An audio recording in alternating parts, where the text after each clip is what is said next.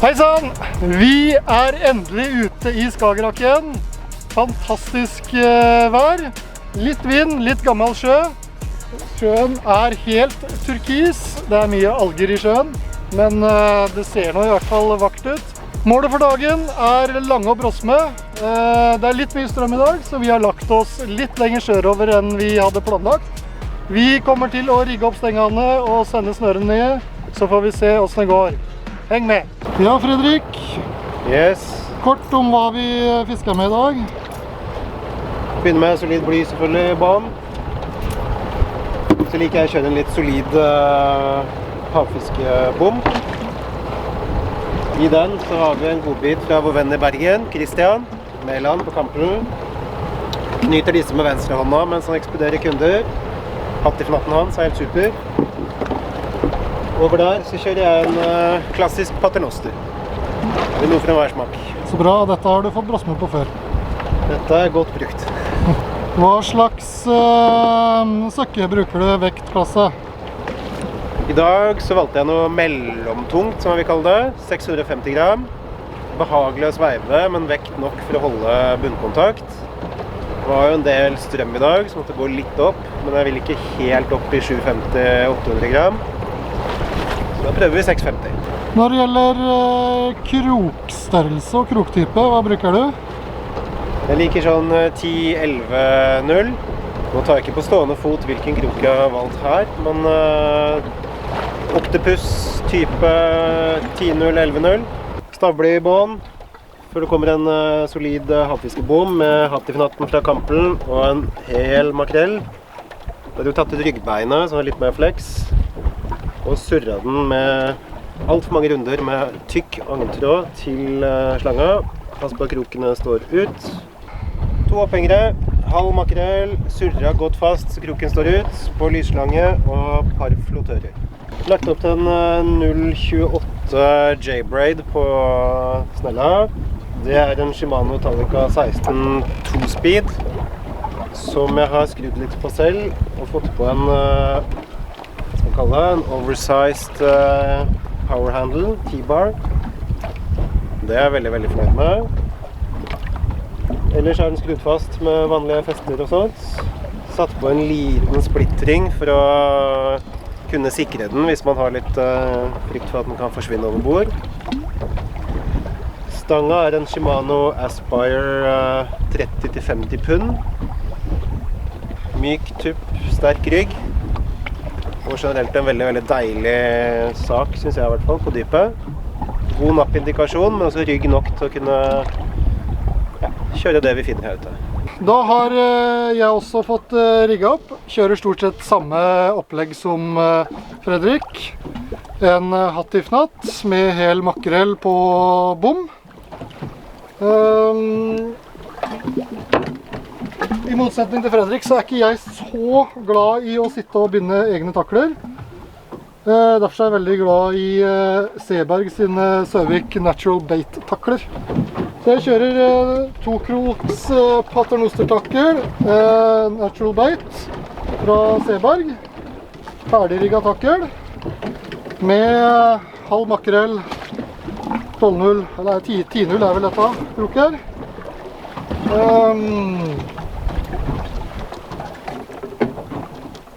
Og av stang og snelle Spiral rigger fra Prey. Dette 300 grams versjon. Jeg skulle egentlig hatt 400 grammeren, men den funker helt greit med litt tyngre søkker på dette dypet her. Kjempemorsom stang. Favorittstanga mi for lange brosmefiske faktisk blitt. På den har jeg paret med ei Daiwa Saltiga LD40 snelle, J-braid 0.28. Så vi har ganske likt oppsett, jeg og Fredrik, egentlig. Så da det bare å få dette her ned til bånds, så får vi se oss det går. Vi slår I litt tid med pølsegrilling faktisk. Lunsj!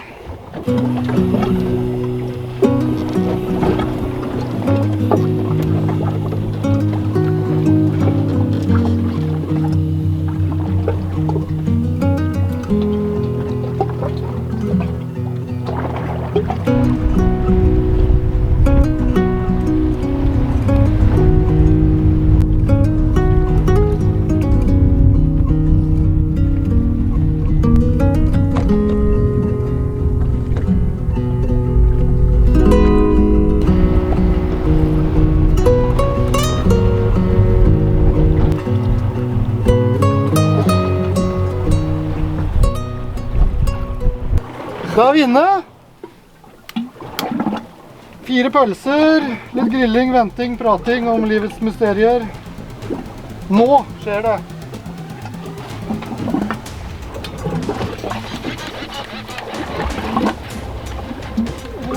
Jævlar! Sånn er det. Det er fast fisk.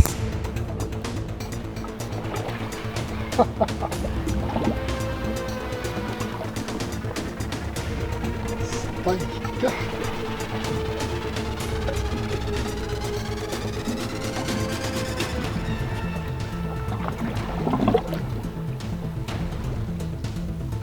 Skal det sies at det er 300-grammeren spoilingeren dette her, men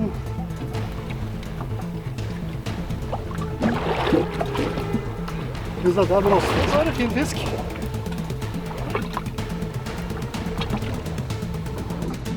Du har ikke noe problem med å sveie den, da? Nei. Du har ikke noe problem med å løfte den heller? Da vil jeg tenke at det er en torskefisk, da.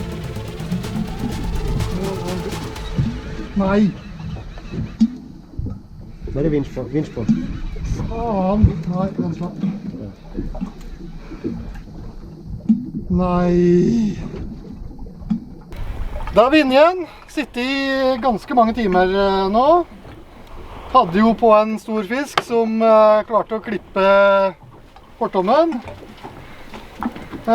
Nå skulle vi faktisk bare sveive opp for å flytte oss til en annen plass. Og da viste det seg det at det ble ganske fort tungt igjen. Så da er det igjen en 400 meter, tenker jeg, før jeg er oppe. Så legger vi vekk kameraet så Fredrik får sveive opp, og så kommer vi tilbake igjen når vi nærmer oss overflata. Det er jeg spent på. Dette er vel relativt gode for at det er brassende.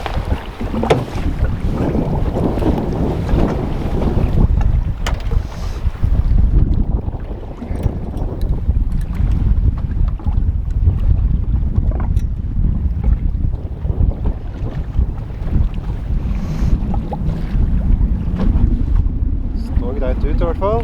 Ja. Der kommer det nå. Se der, ja. Brosme. Det er en fin brosme, ser det ut som.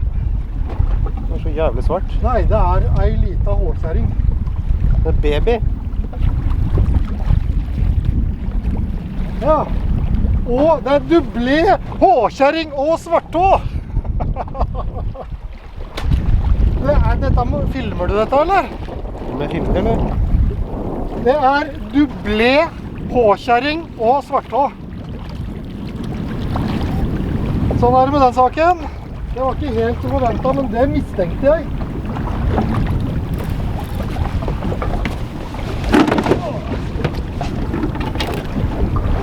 Klarer vi dette? Bare la den henge der, du, så jobber du deg innover.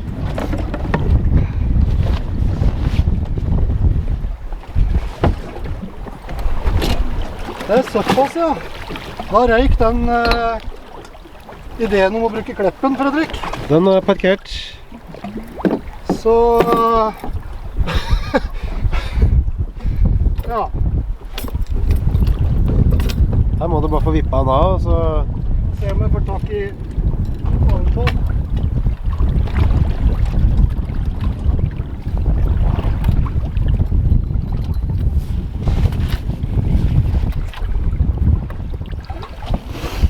Ok.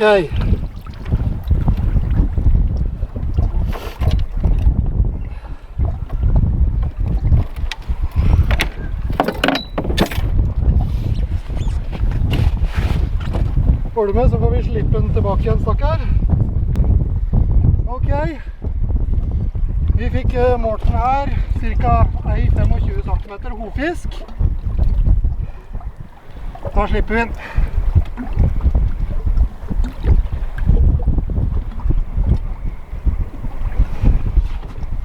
Og her er da beviset på at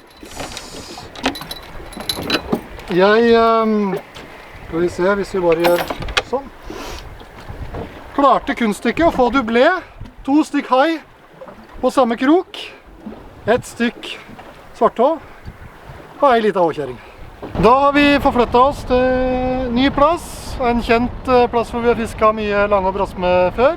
Og her var det veldig mye strøm i dag til morgenen, men nå skal det være betydelig bedre. Så da får vi se om vi klarer å unngå å få svarthå og håkjæring her, og få det vi faktisk vil ha, som er enten lange eller brosme. Gi den litt tid nå da, så får vi se.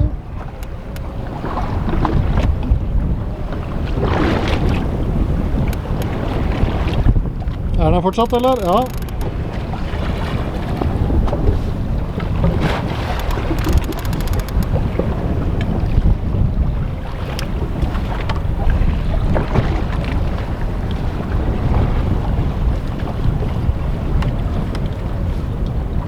Nå da! Den lyver ikke.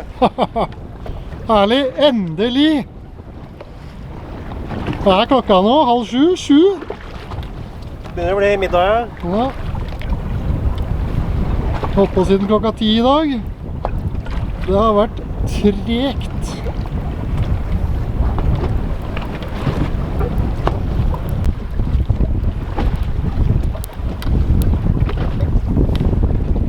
Det var tyngde på den.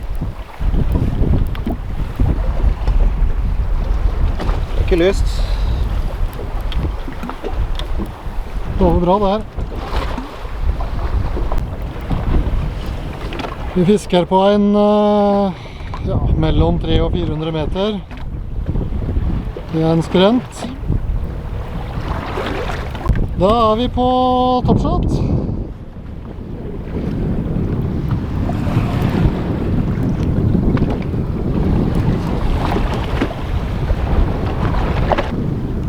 Den var rein.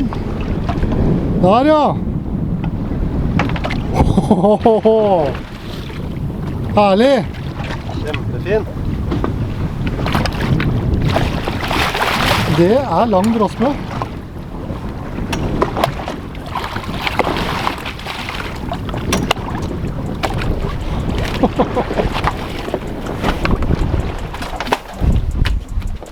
Nydelig! Fy faen.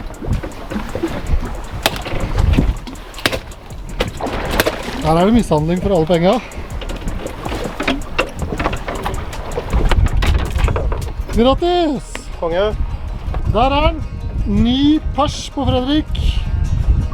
102 centimeter, 11,8 kilo målt i båten. Greit det. Det er veldig godkjent. Det er en fiskedag, men når det er den størrelsen så er det helt innenfor.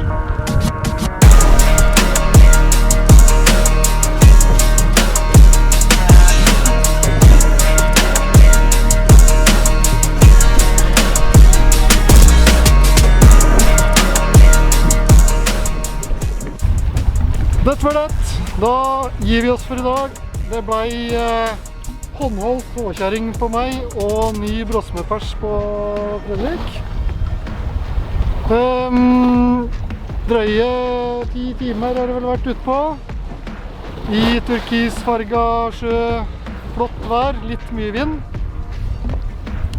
Nå snur vi baugen innover og vender nesa, holdt jeg på å si, mot Valle og Sørvik. Takk for at du så på. Vi ses.